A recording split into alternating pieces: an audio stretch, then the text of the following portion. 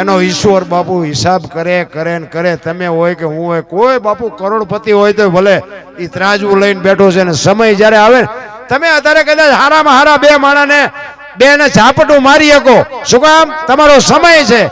પણ તમારો સમય વ્યો જાય તેથી રાંકા તમને બાપુ કહી નાખે એ લખી લેજો. સમયથી કોઈ બળવાન નથી. કોઈને જો એમ હોય તો ખોટી વાત. સમય જ બળવાન છે, સમય જ કરે છે. સમય બડા બળવાન નહીં, પુરુષ બળવાન. કાબે અર્જુનને લૂંટ્યો હોય, ધનુષને હોય બાણ. ગાંડીવની પણસ પકડી અને અર્જુન છૂટી મૂકે અને ધરતીના પડ ધ્રુજે, ઈનો ઈ અર્જુન બાપુ હસ્તિનાપુરથી દ્વારકા જતો તો તેથી ગાંડીવ બાપુ ખંભામાં જ હતું તો લૂંટાઈ ગયો. શું કામ? સમય વિયો ગયો. એમ સમય ક્યારે વિયો જાય ને, તમને સમય મળ્યો હોય તો સાચવી લેજો. કોકને ઉપયોગ ન થાય કઈ નહીં, પણ નડતા તો નહીં જ. નડશો ને તોય ઓલાને ખબર પડશે કે બેટા મારા તને સમય આપ્યો છે.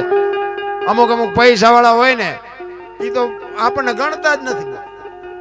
આપણે કદાચ અહીંયા ગયા હોય ને તો આપણને એમ કે હાલે 10 રૂપિયા દૂધની કોથળી લેતો, એટલે ભાઈ મેં તો તારા મહેમાન છે, દૂધની દીકરા.